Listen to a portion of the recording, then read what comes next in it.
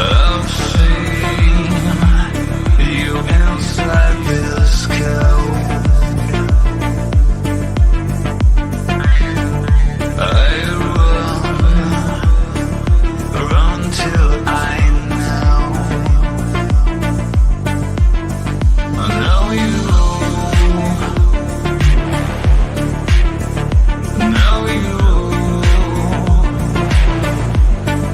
Inside my heart, but now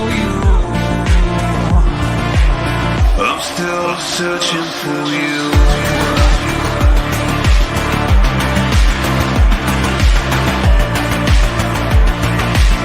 I'm still searching for you.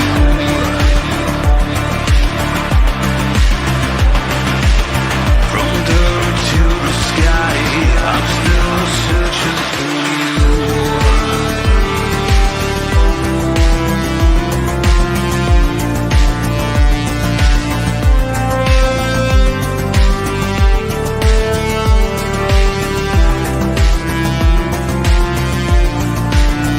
I'm still searching for you. I'm still searching for you. I'm still searching for you. I'm still searching for you. I'm still searching for you.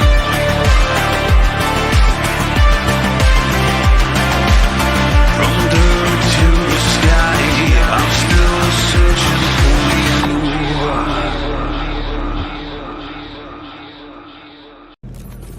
you. Wake the fuck up, samurai. We have a city to burn.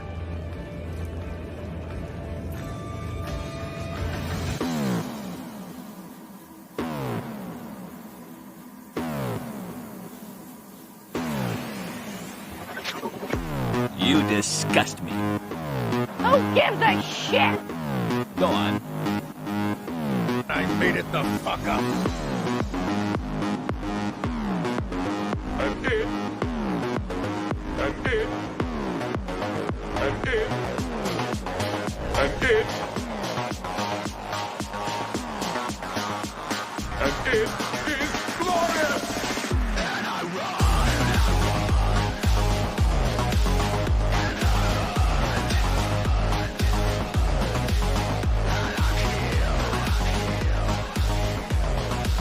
Just for fun, just for fun, just for fun, just for fun, just for fun, just for fun, just for fun.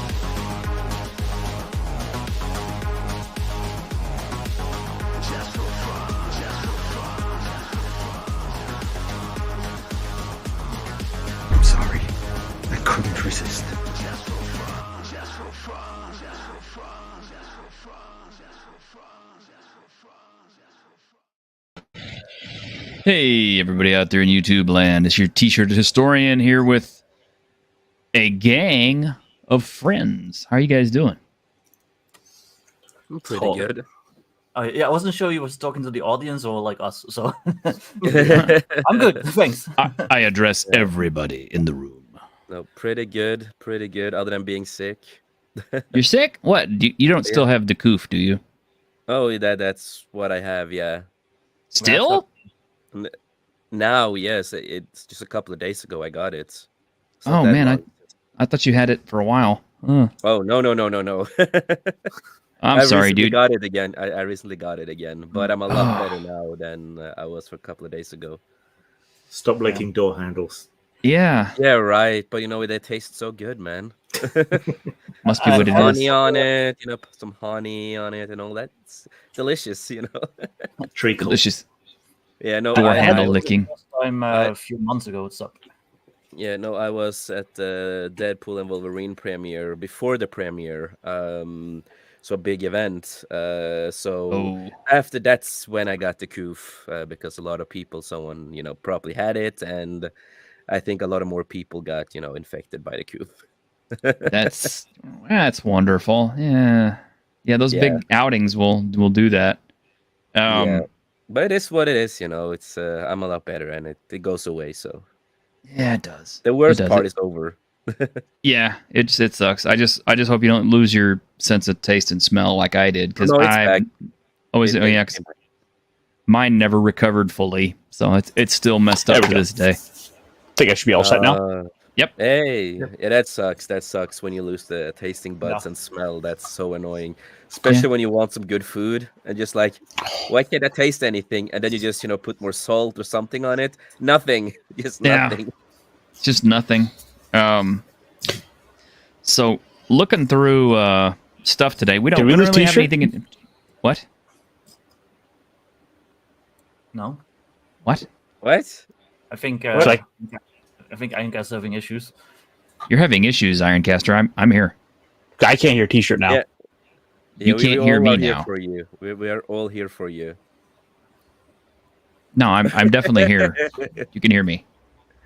Wait, can you not hear me?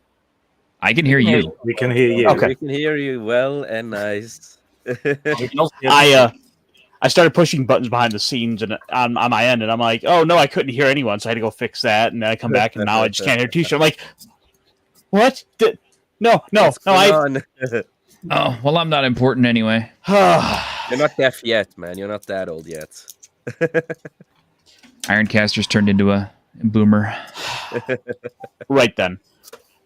So, I guess we should probably go ahead and run things with T-shirt sort of indisposed at the moment. no, but What? we can hear him. He's here. No, you can hear me. You can't hear me. Yeah, we can hear him fine. You can't hear We him. can hear him fine. I can hear everybody fine. Yeah. How can I not hear T? This doesn't make. There. Now I fixed it. Now can you hear me? Nope. No, I don't hear No? him. Okay. Then you need to fix your stuff. I don't know. Maybe it's just a sign. I guess I'll just see myself out, and then I'll let you guys go on, because this I can't go on like this. So, sorry, T-shirt. I'm gonna have to bow out. There you go. Fix your stuff. You can read. Well, maybe. Can he? I don't know. He'll be back. You mute individual people. That's Okay. I don't know. That's weird. That's weird. Okay. I can't hear you. We've had this fellow pop up in my chat a couple of times, and I'm very curious. Jonathan Frost, are you in? picture? Yeah, I love that picture. It's the Ono bird. Yeah, that made me laugh. Yeah. Yeah, it's like you're not the same Jonathan Frost who writes the game books, are you? Because I've been wanting to meet that Jonathan Frost. That'd be so I think he awesome if just it is. decided enough birds were called tits, so we needed a Oh, you don't know about you never heard about the Ono bird? no. Oh, he is not. Okay. The Ono bird, yeah. It's got the Ono bird is a very small bird, but it has very large testicles. So yeah, it tends to build its nest out of the softest material possible, and when it comes in for a landing, it's like, oh no, oh no, oh no, oh no, oh no. Very good. I didn't even know birds had like external testicles. They don't. It's a joke. Oh, okay. Well, to see how gullible I am, then. Autist. Yeah. right, yeah. Oh man. Okay, so I wish Ginger had been on tonight because something happened to her, and I want to get you guys' opinion on this.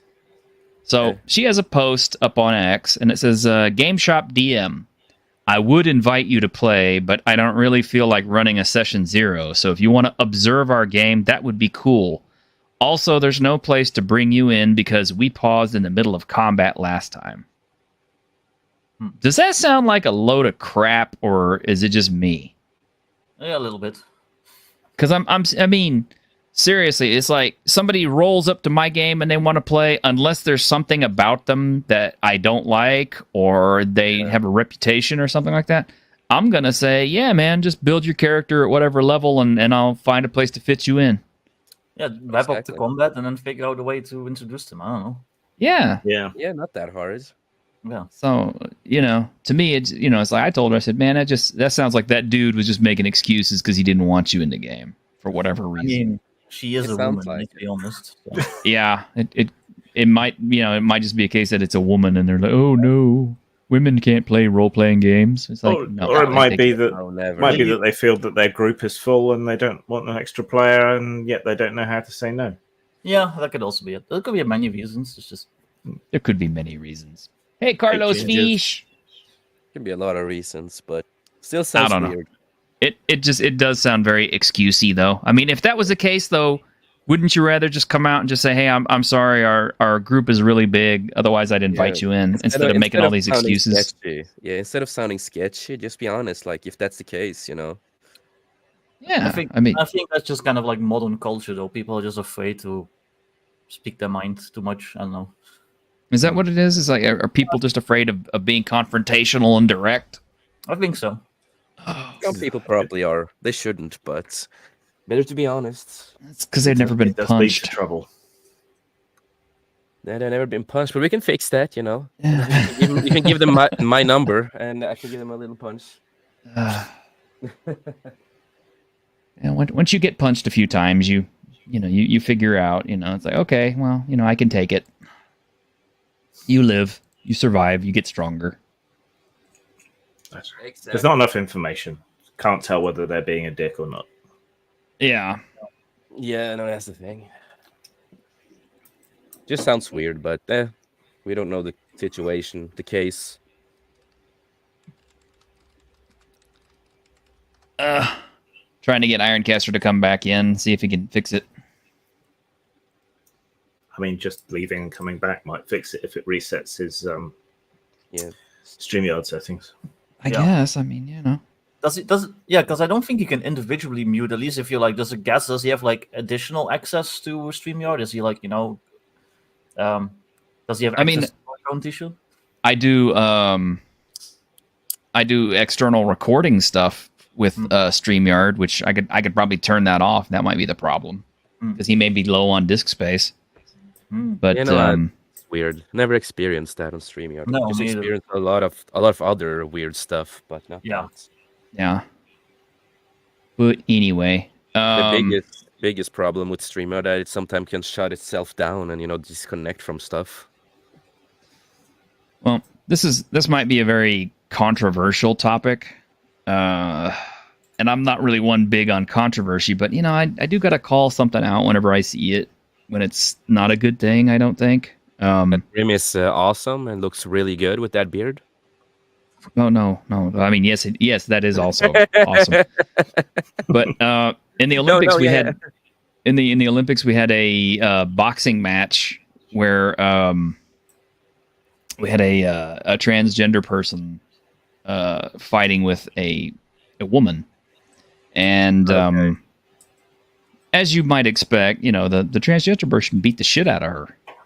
Yeah, I've seen a lot of these kind of situations. Yeah, and I'm reminded that some years ago we had an MMA fighter who was transgender by the name of Fallon Fox, who got into the ring with a woman, Not related, by the way.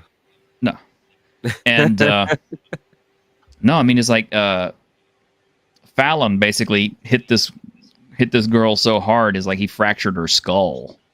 Mm-hmm. Yep. And it's just kind of like trans people are not going to be in, no matter what trans you are, you're not going to be in the what you think you are, whatever you want to be. You're not going to be in the sport of the biological. That's how it is. You're not going to be in with the biological people. Yeah, it's like it doesn't work that way.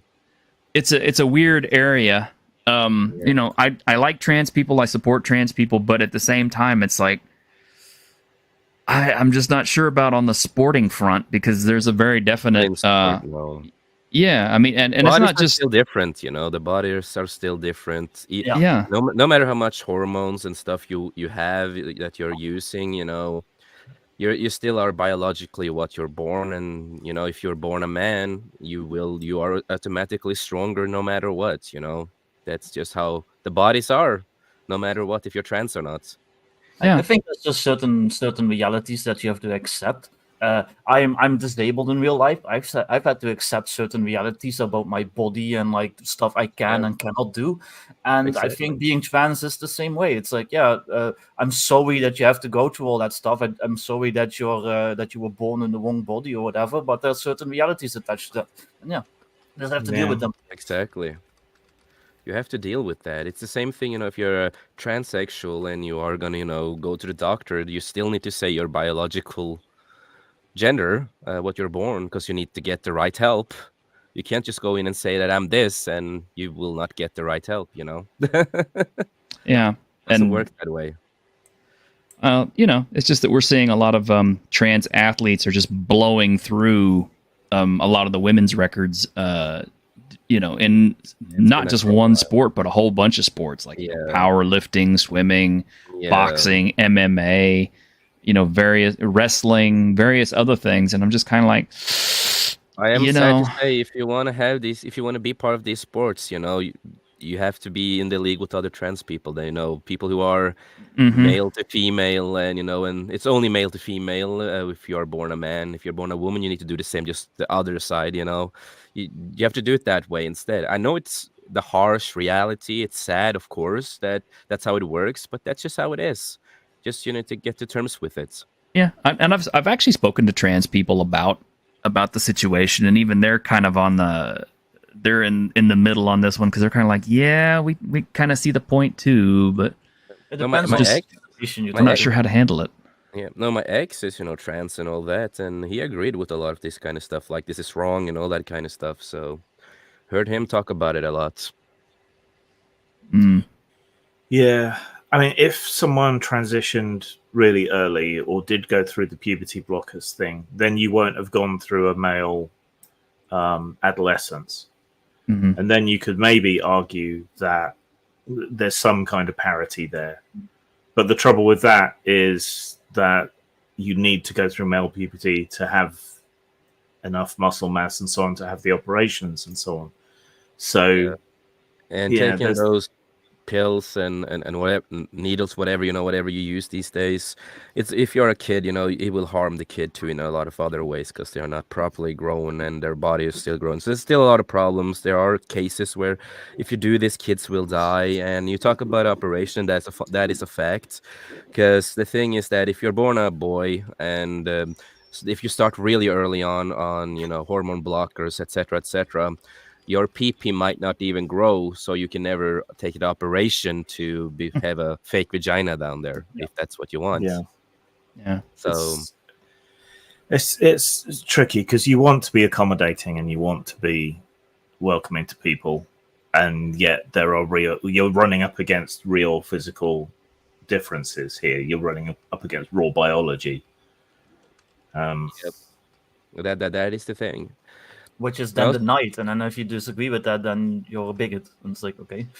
Yeah, and that's the problem. It's like, is all the discussion about it is shut down automatically just by somebody throwing a label at you, and No, it is the same thing when you have like real transsexual people who speaks against this, and they get shut down, pushed away, and everything because you're a bigot. You have, for example, Blair White too. I don't remember the other guy's name, but I watch him a lot too. Buck Angel, and I know a lot of other transsexual people too. They just get shoved away because you are a bigot, you're this, you're that. How can you be trans because you say you're against this? They are. It's a shitty situation. It's like one of my best friends. She used to work for us back in the day, but she does her own stuff now. And she's a transsexual. She doesn't like the name transgender. She hates that term and that name, because as trans is not a gender at all. And she speaks a lot against these kind of stuff. And you have the whole gay premium, as I like to call them. That's a new term that became really popular after I said it on one stream. So it just, it's just a thing now. But when you're part of this alphabet squad, they will attack you no matter what. Even if you are trans yourself or LGBT yourself, they won't listen to you, man. They will just attack and push you away no matter what. Unfortunately, well, that's kind of the sad things. I mean, Victor and I are both, part of that the letter squad, as it were, and Yeah, same Yeah, here, and I man. guess you are too in that Yeah. case. So And it's- I will always say, He's yes, I'm British, bi, so, but he's it's a not my American. personality, It's not my yeah, personality and or anything. It's just my preference. I like men, I like trans, I like females. It doesn't matter to me at all. But I will always say there is only LGBT, in my view. It stops with the T, and I don't call it As transgender. I say transsexual.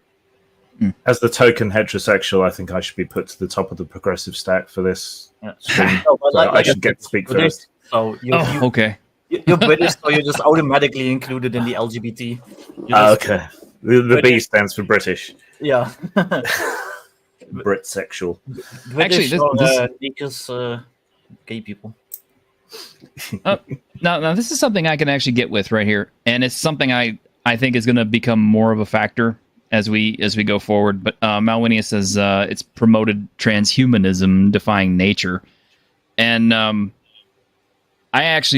do like the transhumanist movement. The problem is I'm born like about 50, 80, I don't know, maybe 150 years too early, because we don't live in a cyberpunk world yet where you can replace limbs and install systems and Yeah. things like that in people and do full body conversions and all this kind of stuff and genetic manipulation. Just admit it. You want to have 2 PPs or 3 PPs, so you can do you can have a lot of fun, right? Just admit it. Okay. I mean, it's like, even if I could, though, it's like you'd still want to have like the cyber body to back it up, because it's like you could have a million of those things, but if you if you're shaped like Boogie, you're not gonna get much use out of it. So yeah. Boogie's got a surprising amount of use out of it. I guess. I mean, yeah. Is that the know. guy who tattooed liar on his face? Yes. Yes. Well, that was so stupid. I saw a video about the guy. I don't know who he is, but I just saw him tattoo a liar on his. I don't He know got why this forced into transhumanism it. thing has gotten tied up in the whole trans movement. Is it just because the word trans is in it? Because transhumanism isn't really anything to do with it. But some people seem to not be really related sort of to LGBT scared at of the all. idea of transhumanism. I don't really know why.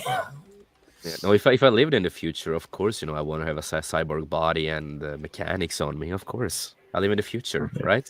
There was a whole hubbub with Cyberpunk 2077 where the transgender community was really mad at it for some reason. But yeah, that's Being inclusive. Yeah, for being What's inclusive. for being with the cyberpunk, it's two sides of the aisle there, because you have the people that it's super woke, it has an agenda, and then you have certain people who's like, this is not woke enough or whatever. You have both sides of the people with that. And I would just say again, cyberpunk is not woke at all. I don't know how maybe the company honestly, is a little woke, but doesn't mean the game is. Yeah, CD Projekt Red has kind of gone that way, but I kind of feel like the world of Cyberpunk 2077 and Edge Runners and yeah, but actually, a lot of these worlds are like this. It's established in a lot of these kind of worlds. Always been, because Cyberpunk is not just a game. It's the name of the game, but it is a different many universes created in the Cyberpunk universe. With this technology, and Batman Beyond was even a Cyberpunk story. Sure. All this kind of it's well established. Well, even within Cyberpunk, they had a supplement book for When Gravity Fails, which is set in a sort of Middle Eastern souk, and there's all kinds of transgender stuff going on in that, and that was back in the early 90s. So it's nothing new. I thought it was ironic that everyone was up in arms about the transgender drink advert in Cyberpunk. And the counter argument was, this is the hyper corporatist, hyper capitalist future. They exploit everybody. And then Dylan Mulvaney appeared on the beer cans, right? Not that long after. Yeah, this is exactly what we were talking about, Yeah. But it's the difference is though in the cyberpunk future, and I mean, I noticed this as early as Cyberpunk 2020. Not only was sexuality more of a thing, but also style was more of a thing, and so part of the style and the sexuality also meant kind of blurring the lines between what was acceptable and what wasn't acceptable. Case in point, Chromebook 2, I believe, is the one that introduced Play Beings, which, that got a lot of snickers around the table and everything. But, if you think about it, it's like with the rise and popularity of OnlyFans being what it is right now and virtual sex work being what it is, how many girls would actually get that kind of hardware installed if they could in order to make a living on it? I mean, and Yeah, right. Yeah. and with all of the body modifications that are available in that book, you could transform yourself into various critter types or racial types, like elves or whatever, or furries even. It like I said, it really blurred the line, and they didn't really touch on that very much in Cyberpunk Red or Cyberpunk 2077, which is kind of sad because the fact that they were so progressive enough to do this, to think that far ahead back in the 90s, and they didn't pursue it any further in a more supposedly enlightened era where gender expression and sexuality is more acceptable, supposedly, at this stage of human existence. I guess the closest you got to it was the dolls. Yeah, which that went a totally different direction than I honestly thought it would. Although it's an interesting idea. I mean, you're basically just renting out your body while your brain, kind of goes to sleep and the computer takes over. I think there's also a difference between woke and showing that something exists in the setting, because something existing doesn't mean you have to agree with it. Like I might write a setting where all these political groups and all these different things exist that I don't personally agree with, but I want the setting to have verisimilitude. And so in that setting, they exist and they're like actual fleshed out. I actually try to flesh them out because I don't want to just make them like caricatures or parodies or whatever. Mm-hmm. And and I think it's the same way in this. It's like, there's like transhumans, transgenders and stuff in Cyberpunk, and you might feel whatever about it, but that's just the way that world works. Like, it makes perfect sense in setting. So, and it's interesting. Yeah. It does, and it's I just saw the clip of the fight, the boxing match. Yeah, and it was a robbery. That is not fair at all. You see that the person is so much stronger, so much more built for this, compared. It's not okay. It's not okay. That should be illegal. Don't take over biological women's sports. Don't do that. Yeah. Well, anyway, like I was saying, Grim and I, we were talking about Cities Without Number yesterday, and Grim mentioned something that's that is part of the setting that was introduced, which was corporatized genders and appearances and other things like that, and even mannerisms as part of a style. So it might be in vogue one particular year to be kind of like, I don't know, what's a good example, I guess, like somebody with a really strong defined characteristics, like, I don't know, like a Cary Grant or something. Something like that. But you think about it, stuff like that was even going on back in the 80s and all, because you had during the goth movement, you had kids and stuff who were all basically dressing up like Susie and the Banshee, and it was one movie riffed on it at one point because they were kind of like, she's the one who's dressed up like Susie from Susie and the Banshees. Oh, which one? Not that Susie. That Susie over there, or that Pat Benatar, and those Pat. Which one? They all look like Pat Benatar. And it's true, because it's like, as with the cult of personality that tends to follow movie stars, actors and things, and stage musicians and things like that. People want to emulate what they see on as a bigger than life performance and all that. I mean, it's like, a good example, I guess, is like the black metal genre. I mean, here comes this music that you could barely call music because it's so dissonant and it's so distorted. And, I don't think the guitarist could play more than a couple of chords and the whole sound was like, garage band crap. But the face paint and the guttural vocals and everything else caught on to the point where it created a whole slew of black metal musicians who were trying to imitate that style. Growling came later on, because a lot in the beginning it sounded like they were taking a shit. Yeah. It was just screaming and like they were constipated or something, just go to the bathroom and scream. But that came later on. It's like, the thing is, think what you want about, Varg Vikernes. He was actually a pretty good vocalist back in the day too. And he's one of the few people that could actually do guttural growls and stuff like that before it was popular and before it was a thing. I heard some of his old stuff, and he could have been a really good vocalist for the band when it comes to vocals. Yeah. Well, I mean, now I'm seeing a lot of artists are actually kind of blowing out their voices and stuff like that, trying to kind of imitate that more edgy, growlier sound. I mean, like Faderhead recently has been posting up stuff about where he kind of hurt his voice trying to get growly and deep and all this kind of stuff. So he's having to go to a special voice coach and all this stuff because he wants to do stuff that's more growly on his own vocals. Not use your throat. Never use your throat when you do screaming vocals like that. Mm-hmm. You're not gonna use. You need to use, the stomach, everything down here, and diaphragm. Diaphragm. Thank you. That's the name. I just forgot what it was in English. And don't sing while you're growling. You just have to growl, not try to sing at the same time. Many people do that mistake. They try to sing at the same time. In a way, it's not how it works. Don't use your throat or try to sing while you're doing it. Use your diaphragm and everything, and get it right. It's a really hardcore technique that I took many years before I achieved it too. So it took a long time to practice it. Mm-hmm. Actually, that's a good point. Driving with Dragons. So, yeah, cyberpunk as a genre is generally what we would call libertarian left, which is an oxymoron in philosophy.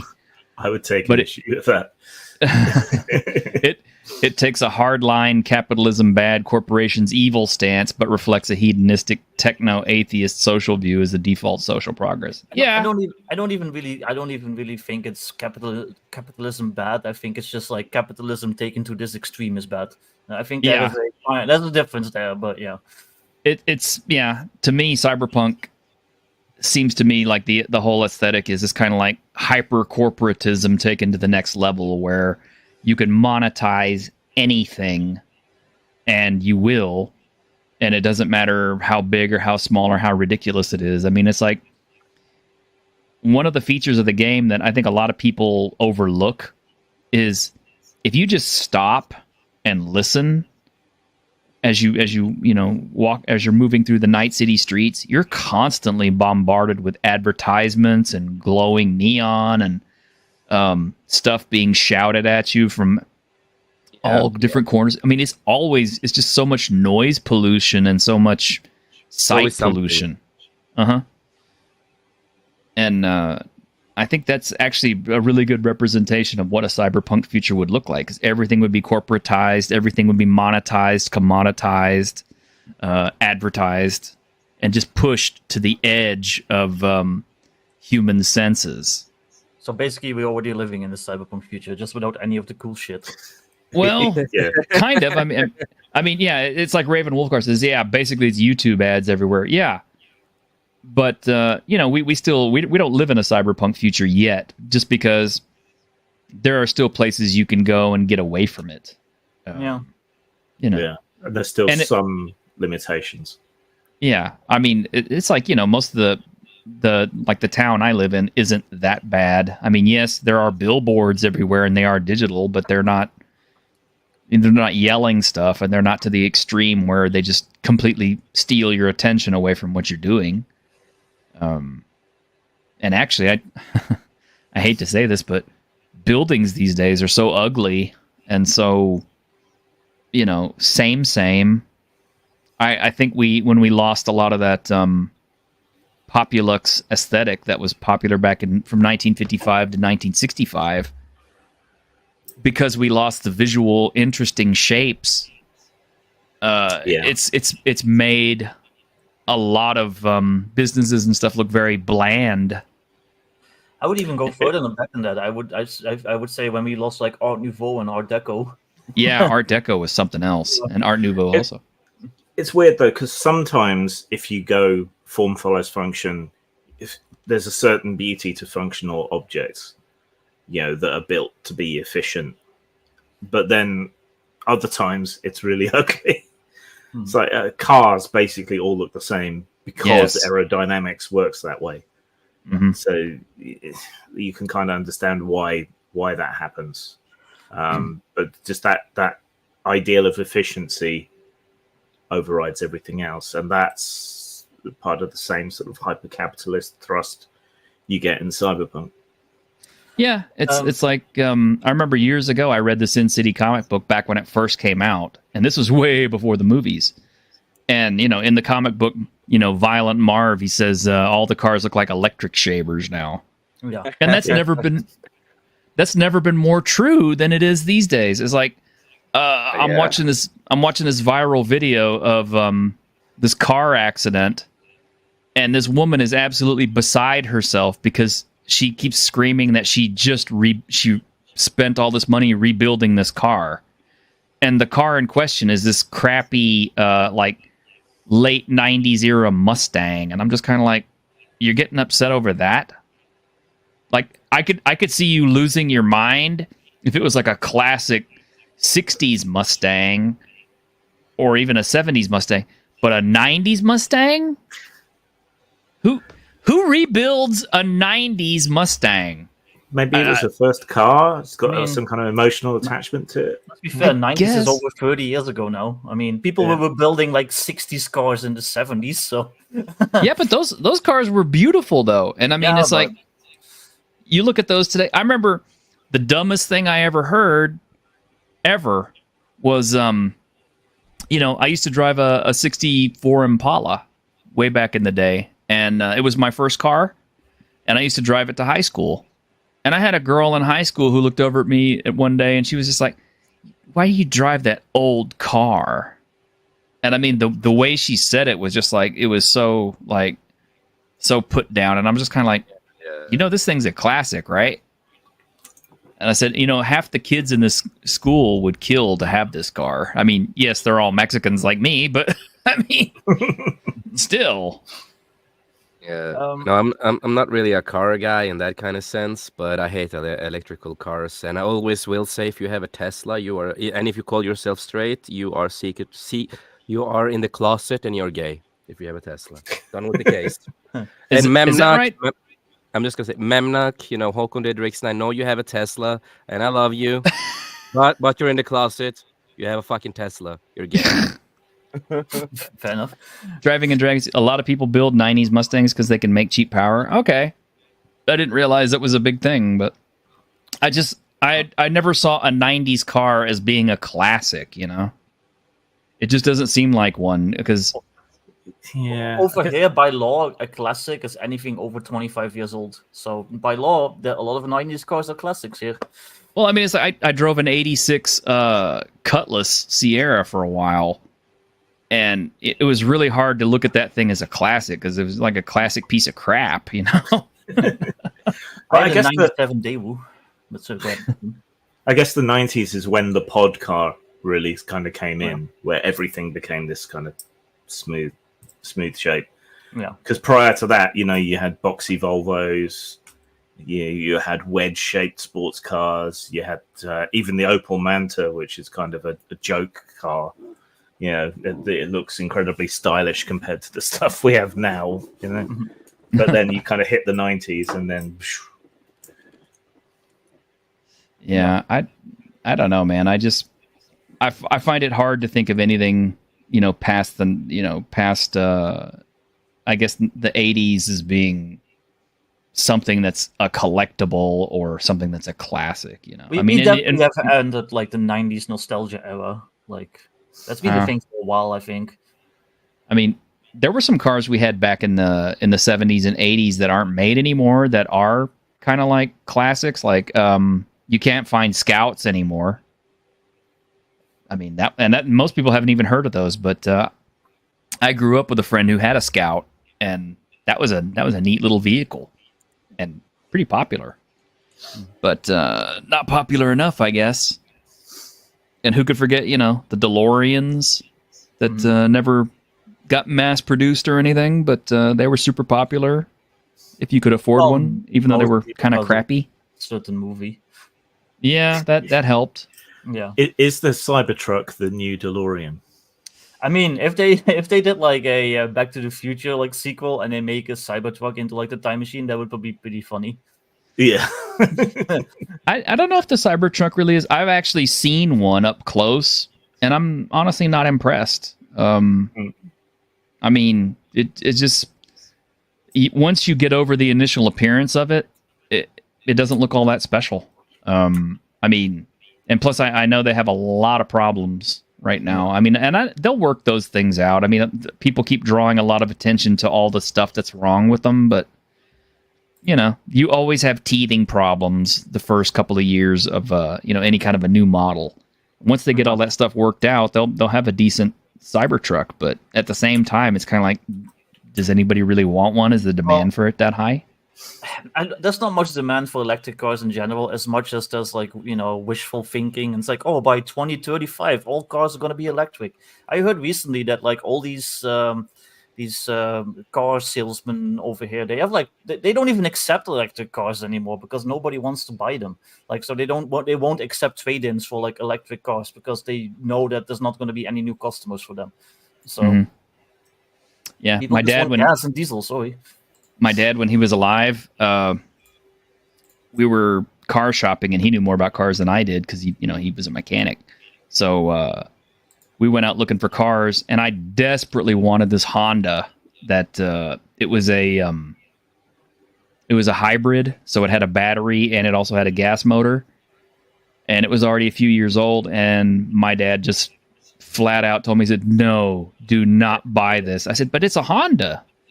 Hondas are super reliable and it's a hybrid." And he's like, He says, because if anything goes wrong with that battery, you're going to be stuck replacing that battery. It's going to cost more than you paid for this. Yeah, they're expensive as hell. It's expensive. But I did get to briefly drive a one of those Ford Fusions, which was a battery hybrid, and it was fun. It has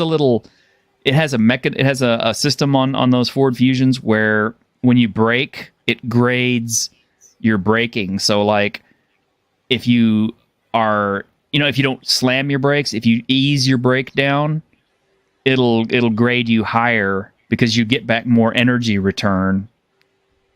So it was like a video game almost. It's like every time I would start coming to a halt, I'm like, okay, I need to start braking just now so I can get past a B grade. Mm-hmm. Try to beat my high score. I play that game with mileage efficiency on my car because it's got a little readout for that. Oh, does it? See? You try and hit that 60 miles per gallon. You try and hit that. And I actually have an electric moped, and it's nice. It's as fast as a gas-powered moped and all that stuff, but you definitely don't nearly have the range of a gas-powered one. Oh, man, I'm not throwing any shade on you, Victor, but we used to say about mopeds back in the 80s. We said mopeds are like fat girls. They're a lot of fun to ride, but you don't want your friends to catch you with one. But you're American. There's a whole different culture surrounding that. Over here, like when you're 16, like 16 is when you can go for your moped license. So when you're 16 and you get your first moped over here, you're like the bee's knees. It's like literally that's like the goal of like every boy to like hit 16 and get like a cool like scooter or moped. So I remember definitely a different culture. I remember when the Vespas took off, man. That was something. Yeah, those things were real popular for a while. That's really similar to Norway there with scooters and stuff like that. Yeah.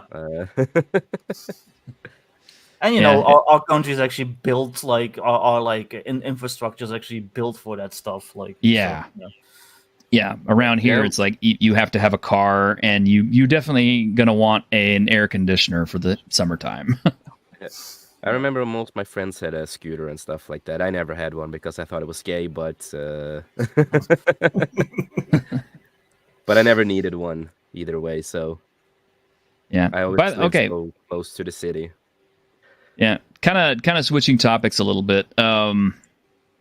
So I know we got one person on this panel who is a definite Star Wars nut, and I want you to brace yourself for this question, Jace, because remember we've got a cursing limitation. Okay. Yeah, I know. Yeah. Okay. So I will do it after the stream. Okay, so here's my question: what did you think of the Acolyte? It's beep, beep, and beep, and other beep, and it really peeping annoyed me. And but yeah, it was a big disrespect to the whole chosen one and stuff like that. Yes, it was. Yes, it destroyed so much. But again, it is Disney Star Wars. I don't really like to call it Star Wars. I just call it, Disney Wars. Yeah. The show had a lot of issues. It's like I've said this before. If this series was set in the KOTOR universe and you did change certain stuff, the show would not be that terrible with certain stuff. You just have to remove the politic agenda with, identity shit. I don't mind, races on characters, because if you look at KOTOR, we have every beep races in the game and the universe. So you just need to set it back to that time and change certain stuff. And I can announce that I was actually going to do that on the stream I was going to do on Thursday, but I'm doing a whole project again, and I'm re-editing the whole Acolyte TV show into a movie. Ooh. And I am removing a lot of the BS in the show. Even the beginning of the movie in my movie is completely different compared to the beginning of Acolyte. I added to make it make sense, more sense, and my version is also set in the KOTOR universe. So I'm removing Plagueis, I'm removing Yoda, I'm removing all that, and you can do all that kind of really nicely, really easy. The beginning of the fight, pretty easy to edit. Take away the cringy stuff. What I did, because in the beginning you have May being irritating, sounding like a teenager when she talks. But what I did, I removed that dialogue. So she walks in, she takes off the rope. She just says, the Jedi's name. They look at each other. She takes off the rope. I have some intense music playing, and then boom, she goes for the kill and fights. So she's an assassin in my story, a lot more assassinish, and it's really easy because I can see a story you could do with this bullshit, this show with all the bullshit they did. Mm-hmm. I see what I can do with it, and I've done this with the I almost swear I've done this with the sequels back in the day. I got a lot of praise for it. I've done this with the Kenobi show. It was even harder with the Kenobi show because it doesn't make sense, but I tried to do something that people could enjoy a little bit more. So I've done a lot of this kind of stuff. So that's what I'm doing just for fun and just try to see. That's what made the Acolyte so ridiculous, was the fact that, even if it wasn't a Star Wars show, if it was a completely, brand new IP, we had never seen this before, and it was its own show with no background, no lore, no history, no ties to anything, it would still be bad because the writing was all over the place. The characters were, changing their emotions in ways that didn't make sense. I mean, it's like Osha watches, the Sith guy kill all those Jedi, including her friend. Yeah, two of her friends, actually. Not only the girl that she had a crush on, but the guy that she's known since she was little. She just watched the dude snap his neck like a twig. And then 2 minutes later, she's all hot for the guy because, he's going in shower, or he's going in, bathing in the water, and I'm just kind of like, what is this? A lot of these things can be easily removed to try to make a better story. It's like, yes, do I like the show? No, I hate it with a big passion. Why do I do this with the editing? Because I want to try something and see if I can make something that people can enjoy a little bit better. See if I can do something with it. And the good thing too is that it's a learning experience with the editing, because I've worked as a film editor and stuff like that, and it's just all fun to do it, because you can take a shitty product and just try to make a better product out of it. That's the difference between you and Disney. Okay. Oh yeah. Disney creates Disney creates a product. You are doing it out of love. Nobody is paying you to do this. You're re-editing it to make sense because you actually love Star Wars, you love the canon, and you love what it represents. I So love what the you're expanded doing, universe. I love the yeah, expanded universe. Yeah. and that's I would kind of what say we if need. if I was a teacher, I would have used the acolyte to show them how not to make a TV series Oh and yeah, explain detail like this is why you don't do this and this, just go through the whole thing. yeah, They need to stop giving these franchises to like non-fans. It's like hmm they'll like announce some Star Wars show, and then it's like, oh well, this is the director, and then you look at her. It's always a her. Let's be honest. You look at her like stuff she did previously. It's like, oh well, she did a documentary on the plight of queer people in Palestine. It's like, and okay, that somehow makes you qualified to do a Star Wars show. Like, no, exactly. I think that Deadpool and Wolverine proved that if you put people at the helm that actually care about the source material, you actually get something cool. So hey, just fucking do that. Yeah. Sorry for the F word there, but yeah, like same Yeah. with the Halo show. It's like it was very obvious that the people that made that Halo show didn't give a shit about Halo. Yes. Yeah, They they said it just themselves. dusted off some old sci-fi script and they put Master Yeah, Chief in yeah. it. No, And, with yeah. Halo, even the directors and all that, they came out and talked about, they don't care about basically the canon of the games, Yeah. the comics and books, and they have never seen it, they never played it, and they don't know anything of the lore. They said that themselves. Yeah. So I don't know why we didn't learn that lesson, right? Because prior to Marvel blowing up, really with the X-Men movies, I guess, people were making superhero films and they were flopping largely because they weren't making films that hove to the comics. Like, it was unrecognizable what was on the screen. It didn't bear any relation to the comics. They only got success when they actually put stuff from the comics on screen. Yes. And then now they've fallen away from that. And in all of these other things, it's like they're embarrassed about where these things come from. And you just want to retcon it all or put their own stamp on it. I don't. Yeah, it's like a lot of the movies now, they and also when they do pick Victor, if you were going to talk, you can Oh talk no, I was first. gonna say I think this is what I was told by somebody who's kind of like in the industry. Might have actually been Matt Barringer was in the chat. I can't remember. It was with somebody, but they told me like the reason that they don't give like actual fans like direction of these properties is because they know that fans are gonna like push back on like the suits. The suits are gonna demand certain changes, and the fans are like somebody who's actually a fan is going to be like, no, I don't want to do that because that ruins what I'm trying to do. But if you just have somebody who doesn't give a shit, who just wants to like make their own like woke like pet project, they'll go along with like decisions that the suits push on them. So. Exactly. And it is and that kind of really leads me. touchy. Well, actually, this lets me pull Grim in on part of the conversation because there's a franchise that's kind of near and dear to him. I think that is also being affected by this, and that's Doctor Who. Yeah. Oh yeah. How many years has that gone and just been awful? I have to ask Grim, do you like Space Babies? Do you think that was great? Space In the new Babies Doctor was awful, but controversially, I think it is Nuttuti, according to his mother. So I don't think he's a terrible doctor, and some of the stories were okay.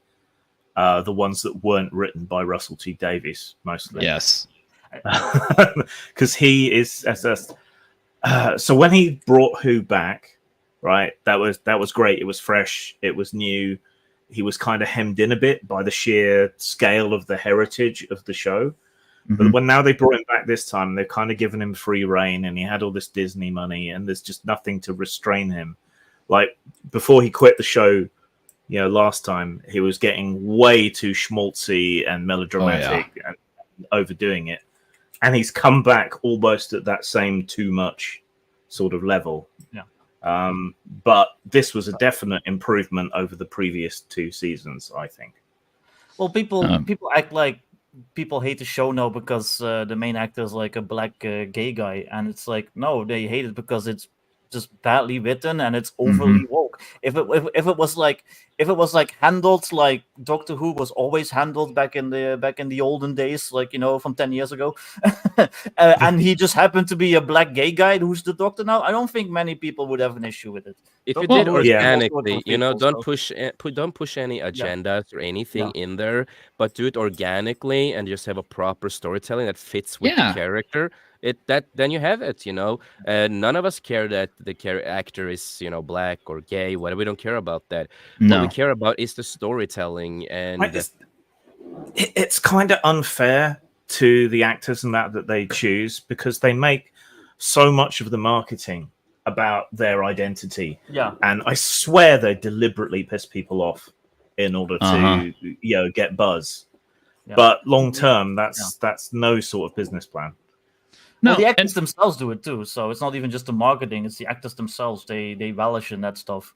So yeah, but I kind of wonder how much of that is push from the company. It's like, hey, why don't you make these posts on social media? Because one thing that I've found from talking to guys like Script Doctor who actually work in in Hollywood media type stuff is that a lot of these actors who put up these stupid X posts and stuff are just towing the company line on whatever they're told to say.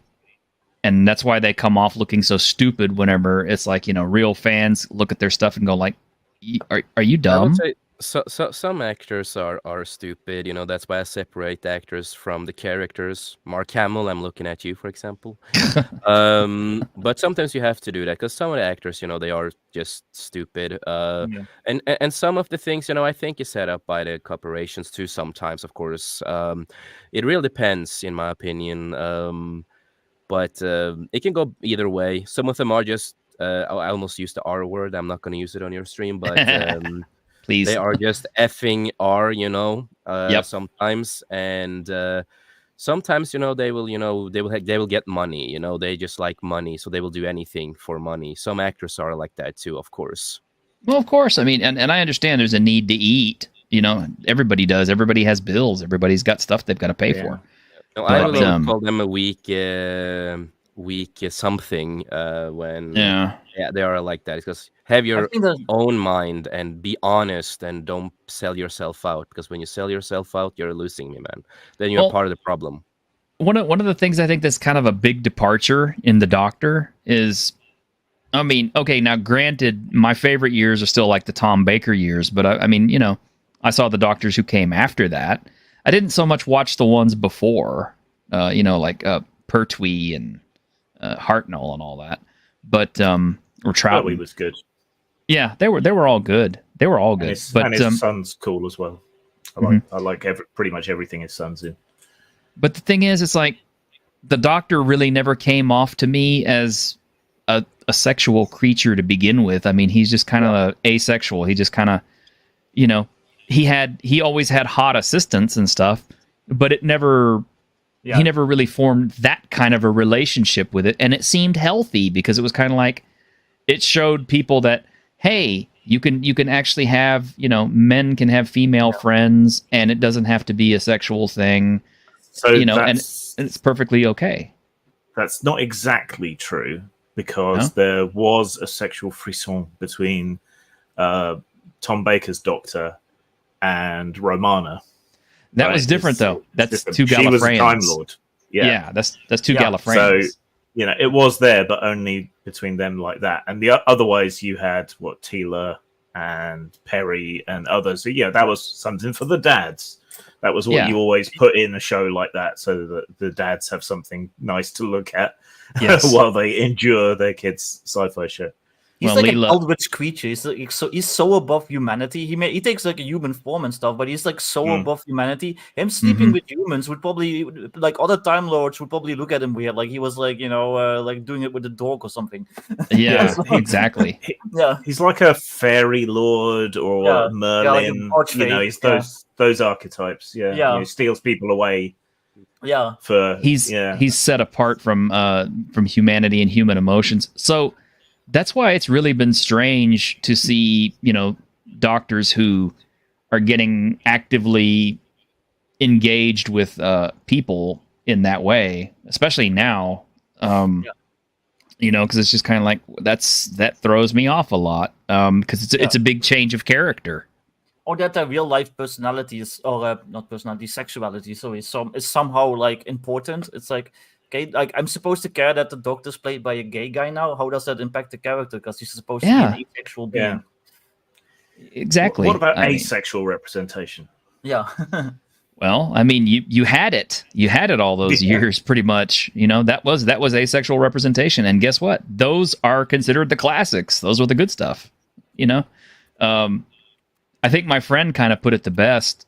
He said that old Doctor Who had horrible visual effects. I mean, horrible special effects, because I mean everything looked cheesy and rubber and grease paint and everything else. But to make up for it, the stories were really, really good. And the science was actually pretty spot on. He says, but now they have all these super duper special effects budgets so they can make whatever they want to. And for some reason, the stories got dumber and dumber. Yeah. So the miniatures work was always good. BBC's always been good at that. Mm-hmm. I'm more of a Red Dwarf guy anyway, so. Well, Red Dwarf was awesome. A lot of the same effects people. Yeah. Yeah. Well, but again, it was a case of, really great story writing and really cheesy looking effects. Yeah. It's like, I don't know if it was just because, people tried harder when they had less to work with, but, maybe that's what needs to start happening again. Is they because just had fun. They had fun with it. It was a passion. They had fun with it. They wanted to tell like fun, interesting stories, and there wasn't really any politics involved. Wasn't any like superfluous weird shit involved. So the TV was a lot more prestigious. They also had a bunch of people that had come up writing radio plays and things, like Douglas Adams worked on Doctor Who as well. So you had people with some real writing chops in more respected media coming to do scripts and things. So, yeah. And somebody was just saying this today on X, and I kind of chimed in on it, but they were talking about how they were showing off all these really beautiful sci-fi novel covers from back in the 60s.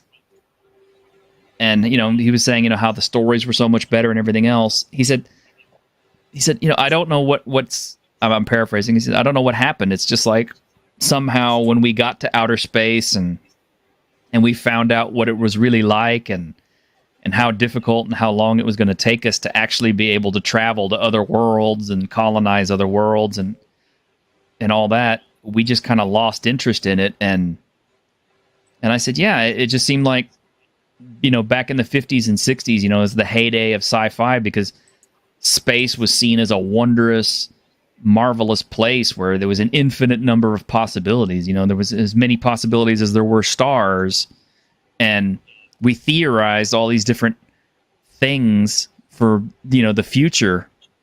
Yeah. And we created the best sci-fi back then because we were still using our imaginations in hand with science.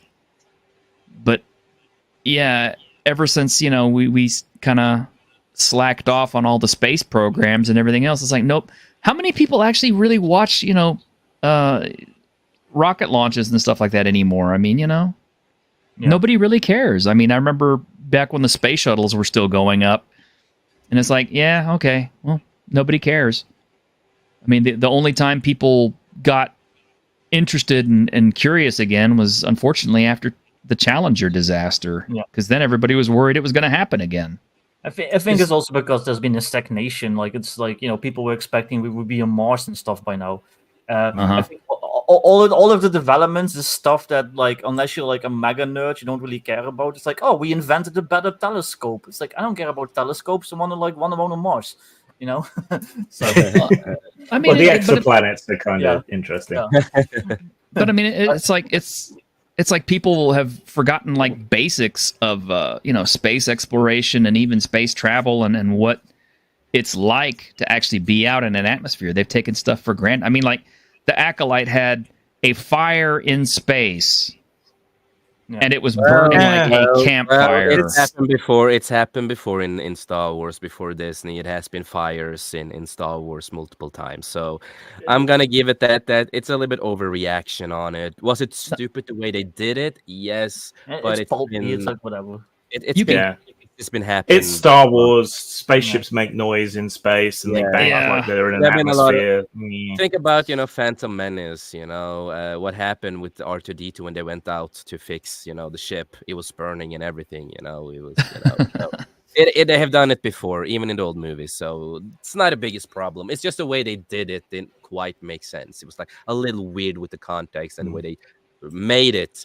But I'm not going to give them shit for that because it's already been in Star Wars multiple times. Well, we're going back to the moon, so maybe that will excite people a bit more when we have a moon base and are doing stuff there. And then make Mars the new Earth too, as they wanted to, and all that. Oh, we'll all be long gone before that happens. But but I mean, you think about it, and I mean. This is something I've been saying, and I kind of feel like a doomsayer, and I don't mean to be, but I tend to think that one of the reasons that AI is going to continue to develop and get smarter and more savvy, and I mean, yes, right now what we have for AI is kind of dumb. If you ask Chat GPT certain questions, it will answer incorrectly. Every time, like especially even with basic mathematics questions, I'm kind of like, you're a computer, you should know that. But you should know but we will have smarter AI, and we're going to need it because I think people are going to start losing more and more of their skills as far as basic computation of mathematics, engineering, and all these other things. I mean, you'll still have people who can push the tools, but you won't necessarily have people who can figure out the science and make it happen. So you're going to need AI to go hand in hand with people in order to make developments like faster than light travel possible, or colonization of other worlds possible, or even the one thing I think would be really awesome is terraforming. If we could crack the code on terraforming, it would change so much.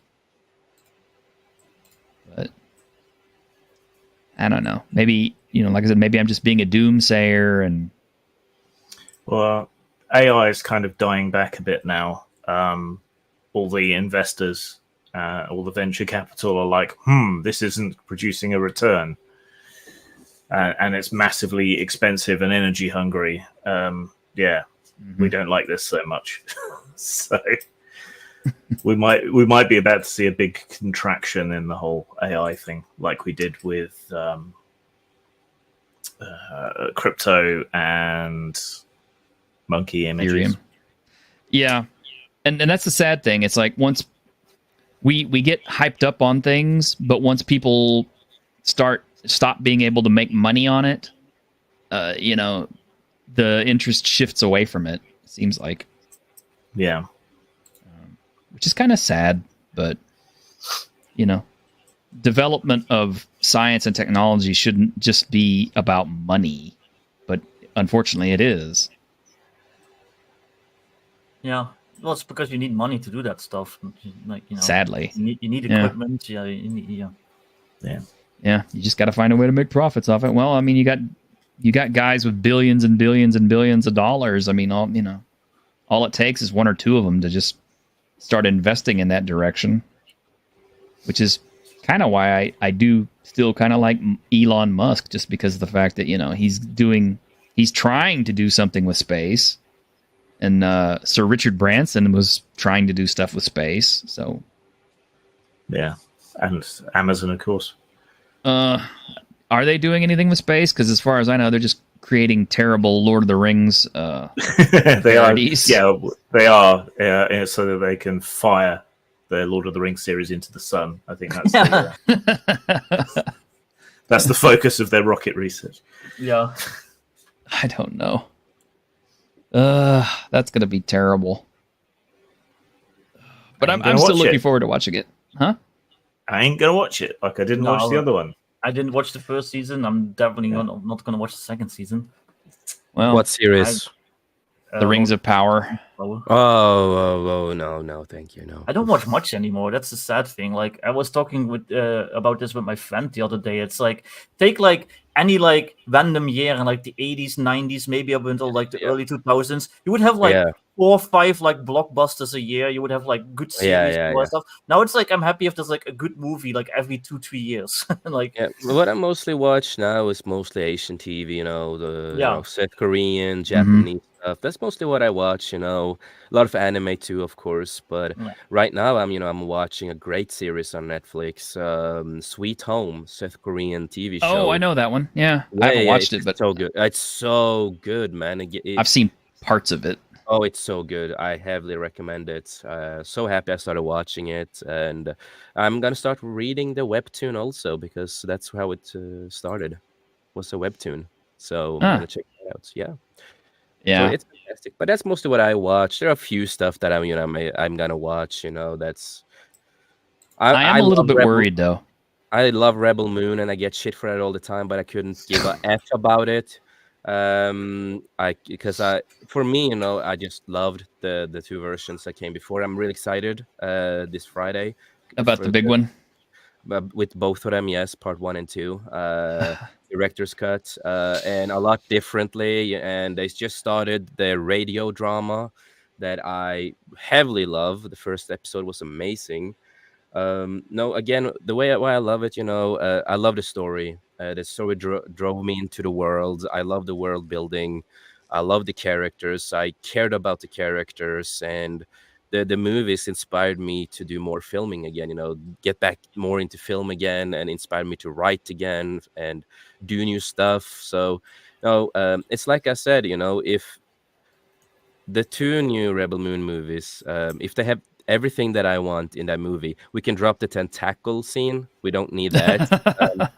But other than that, you know, it got everything that I love in a movie, and I might give them a 10 out of 10 because of that. If it is everything that I want it to be, then I might try to give this new version a shot. I didn't watch the previous ones, but I might just one day when I'm like bored and have nothing to do, I'll watch it. But, it sounds like one of those things I could watch in the background while I'm painting miniatures or something. But no, for me, I've said like this: I've never given any Star Wars movie a 10 out of 10, never. And I'm a big Star Wars guy, but I've said this: if the Rebel Moon movies now have everything that I expected to have, they're gonna get a 10 out of 10, and that means I like it better than the Star Wars movies. That's how it is. Well, there is a project that's in the works that has me kind of excited. I don't know how far they are on this or what progress. I haven't heard anything about this in quite some time.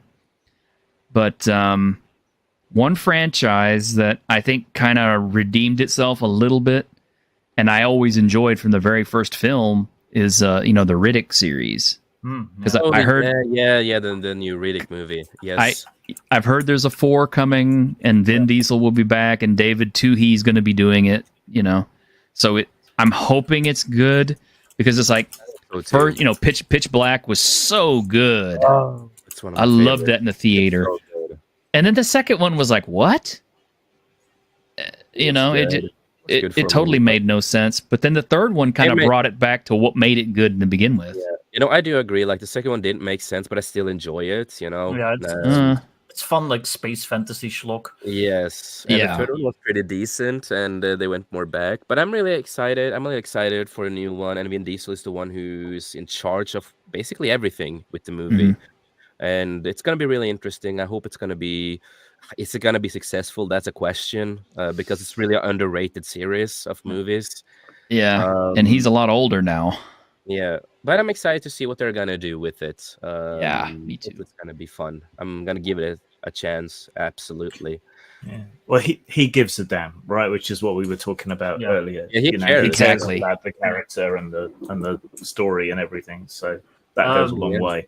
The video games that they did were like surprisingly good. Like Escape from Butcher Bay was awesome. Yeah, they were good. Yeah. Like the video game and stuff. Yeah.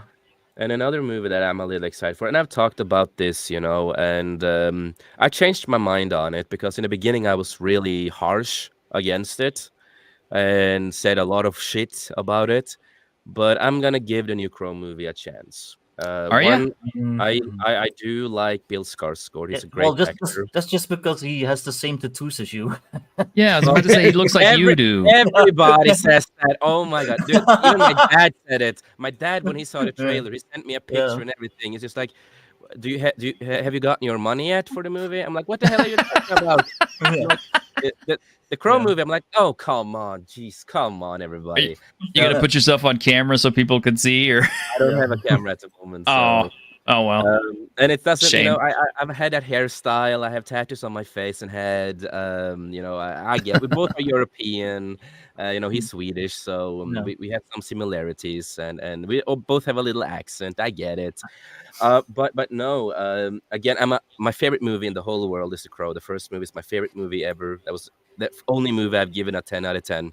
But again, this movie is not trying to be Brandon Lee. I've listened to also, the creators. I've listened to Bill Skarsgård, who's also a big fan of the original movie, and he doesn't want to try to be Brandon Lee because that's no point. Well, Why do you want to try to be better? He can't be. You can My never be. problem is that not that he's Brandon Lee, whatever. The problem is that he's trying to be Eric Draven. If they had done like he's like That's- Johnny that's it. Crowstein, that would be like Yeah. okay, like I'll give it a shot. But no, you're not Eric Yeah. Draven. Sorry, Eric Draven has a very specific look, and it's Exactly. not fucking tattooed zoomer. So, I do not want Hey, this. don't diss I do his not want that to be style, man, Eric Come Draven. on, man, you're dissing me. Come on, no, just kidding. But I- no, I'm not the biggest fan of the whole look. Yeah, I'm Yeah. not the biggest fan of it. But again, I went back to reread the comic. The whole I have the deluxe edition. I love the comic, and they are keeping a lot of stuff with the original lore too, and keeping it the same vibe and a little bit more different, but still the same vibe. They also have a fucking sword. Sorry for the swearing, Ah. but I forgot myself a little. But they have It's a okay. sword like Eric has, and this is a comic book adaptation, and they still have it gory like the comics because they are gory AF. Oh yeah, And big time. Eric is completely different in the comics than the first movie. Completely different. He is more of a psychotic, little, hardcore psychotic man in this one, in the comic. Completely different. And even though Brandon Lee's look is a little different than the comic itself, a little bit, and the story was a lot different too. I remember I watched behind the scenes, and the producers at one point before they got everything on board, they wanted Michael Jackson to play Eric, and James Oh O'Barr was like, God, "Yeah, I no." remember that. Yeah. No matter how much I love Michael Jackson, no. They want to make it a musical. Well, no, I remember the story because it's like, okay, James O'Barr actually said this in an interview, and I've said this on more than one occasion, but I'm like almost quoting James O'Barr beat for beat on this. But James O'Barr was in a Hollywood executive's office, Yeah. and the guy looked at him and said, "So I have this idea. Why don't we make The Crow a musical?" And we'll make Michael Jackson be Eric Draven. And James O'Barr started laughing about it because he thought the guy was kidding, and then he realized the guy was being dead serious. It was like, come on, yeah. Yeah. But no, I'm actually looking forward to the movie, and I'm not looking at it as a reboot or anything like that. I'm looking at it as a comic adaptation, and I've also said this, like, what would Brandon Lee want? Like, would he want them to stop making Crow movies because of he died, he passed Well, away? they did a whole bunch of them, but they didn't. They did 3 I think sequels. the sequel was the sequel Eric Draven. I can't remember, but No. after No, that, the they- sequels are 3 different characters. Yeah, so they did different characters, and like they could have done that with this. It could have They just fit could that have, whole but like. again, Eric is the main character of the whole universe. That's the thing, and I agree they could have done that too. But I'm gonna give it a chance, and if I like it, I like it. I know my biased views on it was because that's my favorite movie in the world. But I'm gonna give it a chance because I want to see more Crow stuff on screen. And if Bill Skarsgård does a great job, that I think he will, because he's a fantastic actor and he really cares about playing this character. When I listen to him, he's a big fan of The Crow too. So hopefully it's gonna be good. That's the thing, is I have no doubt that his performance is going to be good. I have no doubt that the film is going to be action packed and is going to be fun to watch. It's just this is not Eric Draven. This should not be Shelley Webster. This should not be that story. They should not have tried to redo that story. They should have let Of course, I that can see story that point stay too. and just Not top made dollar something either. totally. Yeah, no, I can understand Yeah. that view too because, I'm 50-50 on it, I don't mind it anymore that they're doing a Eric Draven story anymore. But at the same time, I have this, I wish they could have done another story. And, that we have a comic called The Crow, Death and Rebirth. The comic is also written by one of the producers and directors from the Crow movie. So he finally got to work on a comic for James O'Barr. And this is set in Japan. This is set in Oh, cool. Japan. And it's a guy who's a student there, gets a girlfriend who's Japanese. He trains with martial arts with her father, and it's a lot of stuff like that. She gets taken away. It's a little bit more cyberpunky with certain stuff because the That's villain okay. the villain of the story takes over the girl's body, so it's stuff like that, transferring your soul into another body. Because again, people have to remember this: the Crow comics are, you have a hell there, you can go to hell. There's a lot of different hells. It's a big universe of what the Crow universe is. Yeah, So in the that lore has story- gotten really exponential since the they- first comics. And this story was also this comic was also approved by James O'Barr because this was a guy who worked with James O'Barr. And on the Plus, movie, James the O'Barr likes money. Yeah, but this story was one of the greatest one, the third best sequel in the comic series, and the whole story is just amazing, and the passion in it, and the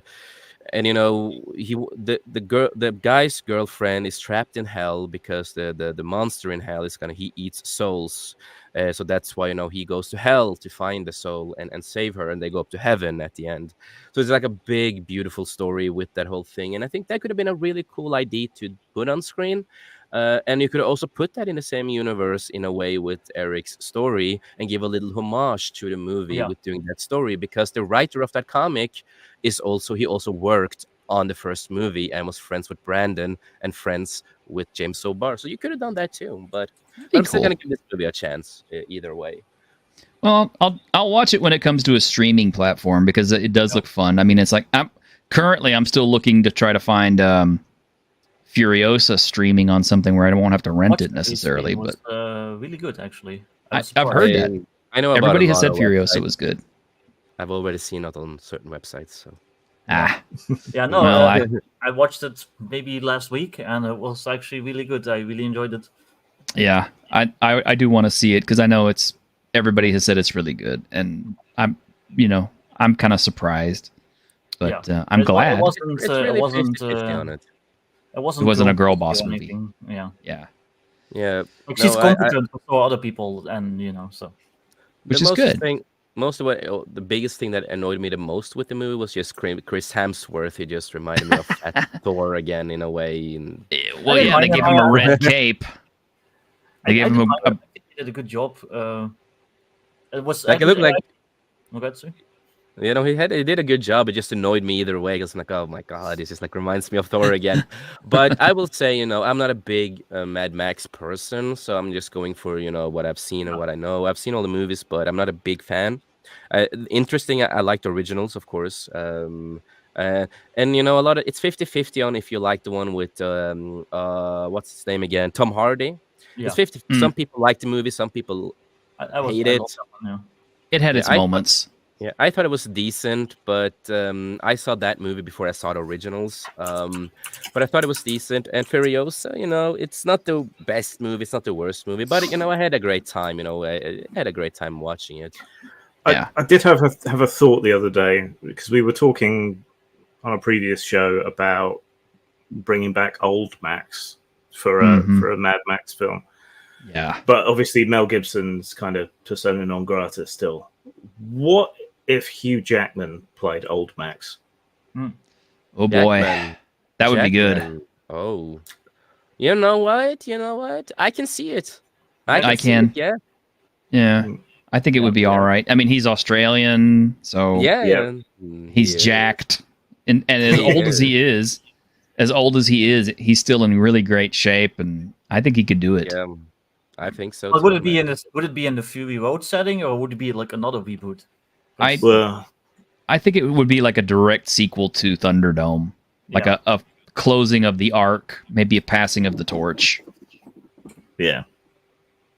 Kind of how I would see Yeah, I it. can see that. Fury Road and Furiosa, like one thing, don't try to think about the timeline at all because it makes no sense. Especially in Furiosa, like Furiosa just makes it worse because it starts with her as not much of a spoiler. It starts with her as with like a little girl, and it's like already implied that the post-apocalypse is already like at least like a couple of decades old because she meets like grown war boys and stuff, and so it's like okay, so. But then it's like 19 years later. It's like, so how old is Max? Because he was like a cop before, like, you know. Yeah. Right. Yeah, I haven't thought about that. Yeah, that's so, like, Yeah. Max should at least be like 60 plus at this point. But Yeah, Exactly. The timeline's not supposed to Yeah. make sense. I think George Miller has actually said that because these are just like wasteland legends. Yeah, you have to Just think the it as idea. like Yeah. this is yeah, like some old dude with weird tattoos on his face, like telling you a story about Max, like in a cave. yeah. But you brought up a really good point because I didn't think about that. Yeah. I have always kind of fallen to the conclusion that the Mad Max that we saw in Fury Road was not the Mad Max that we know from that the was, first three. a theory for a long time. That was Yeah, a theory it's- for a it's a long different time. guy named Max. The theory Yeah, is a lot- that he's a little kid. Yeah, it's a big. Oh shit, my headset died. Give me a second here. You're fine. I do. Yeah, we've been going kind of long, so I'm going to close out. But I did want to say one last There we thing go. before we go. CD Projekt Red over on X has been running kind of a poll between who the favorite characters are from the 2077 game, and we're getting down to I think like the last couple within the next few weeks to see who's going to win. And of course, my man Johnny Silverhand is still in the running. And if you ask me, I think he's going to win it pretty much hands down. I mean, because out of all the characters in 2077, I think he's the best one. I mean, maybe I'm just biased, but, what can I say? Panam has Good to be seeing eye to eye again. Thanks, V. Truly. You're welcome, Johnny. I stand Panam. Yeah, Panam. Pan Am She's is got still in the nine. running, too. Yeah. She's got a nicer butt. Yeah. She does. She Spends does. so much time bent over engines and tables. You can ogle to your heart's content. Yeah. You can make that opening scene with her last as long as you like before you start talking to her. But I will say I thought it was kind of interesting because Keanu was on San Diego Comic-Con?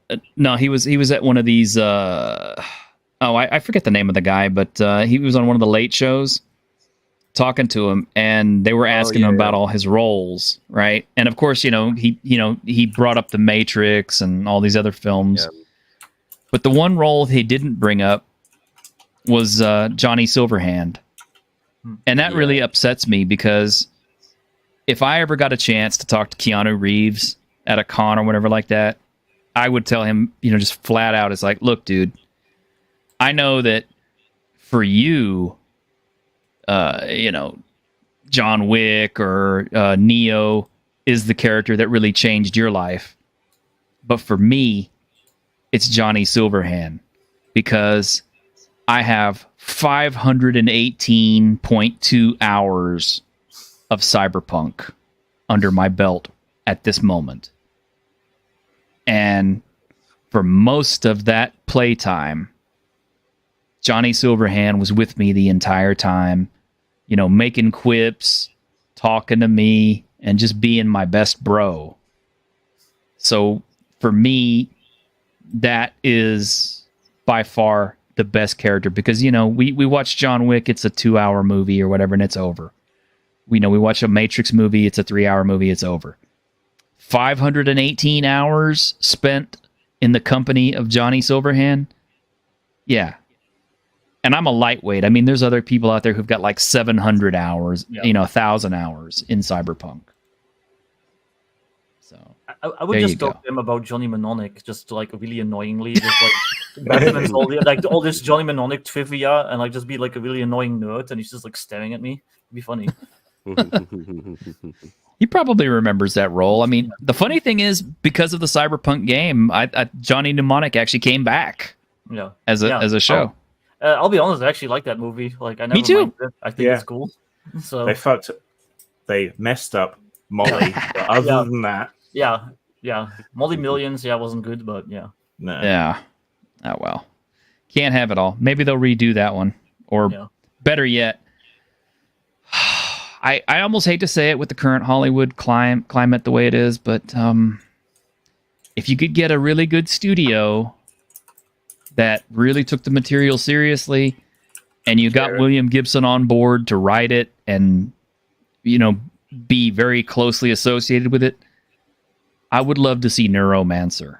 Apple doing it as a TV series? Yeah. Are they doing it? Yeah. Yeah, I think so. Let me have a look. But I don't really trust it because, for one, current year. Secondly, William Gibson is very, very, very liberal. To the point that he wrote a story was like, oh, what if Hillary Clinton actually won? And it was it wasn't a parody. So, yeah, it was announced February this year. New series to be created for television by Graham Rowland and J.D. Dillard. Produced by Skydance, Anonymous Content, and Dream Crew Entertainment. 10-episode drama. Graham Rowland did Tom Clancy's Jack Ryan and Dark Winds, whatever that was. J.D. Dillard did Devotion, The Outsider, and Slight. Don't know any of those.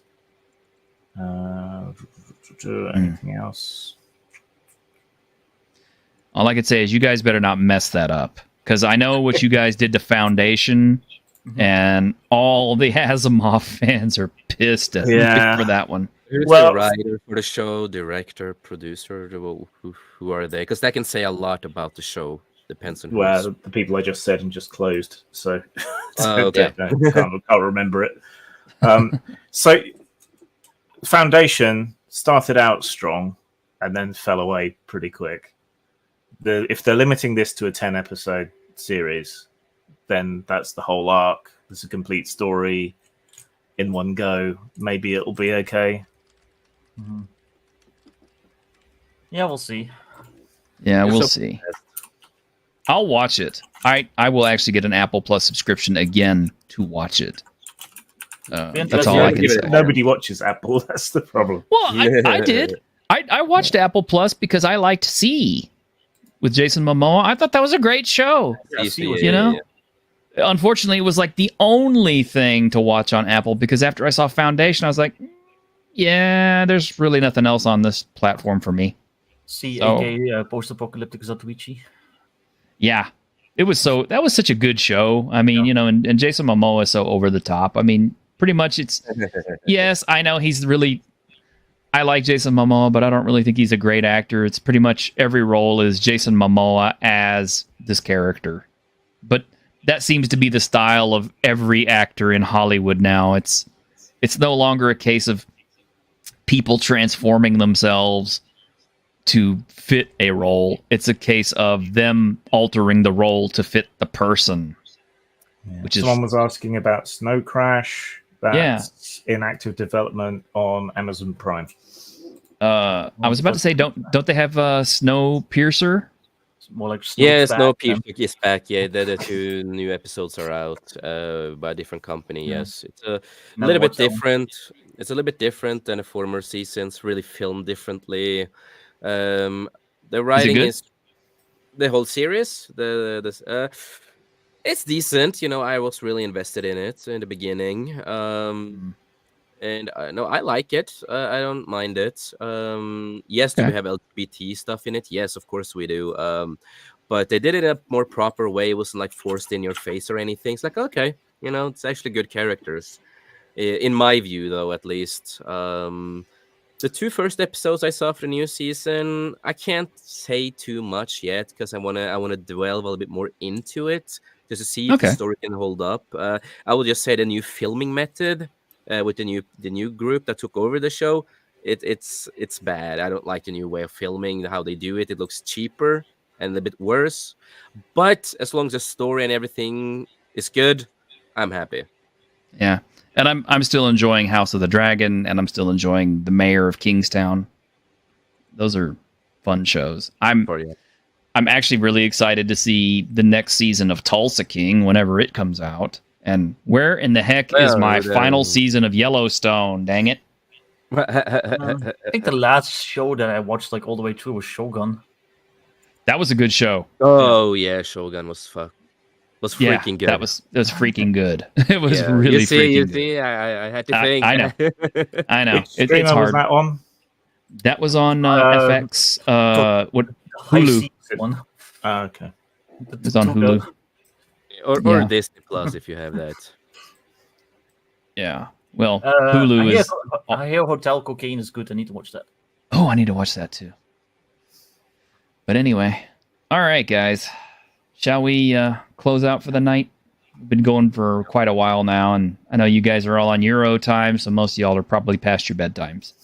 You know, I'm gonna go on another show after this, so. Okay, well, you're more power to you, man. Yeah. But everybody out there in YouTube land, hey, thank you for tuning in. We appreciate y'all. Catch us on Saturday for the Week in Geek, where we'll probably have a more serious topic and maybe a guest. I never know. So take care, and y'all have a great week.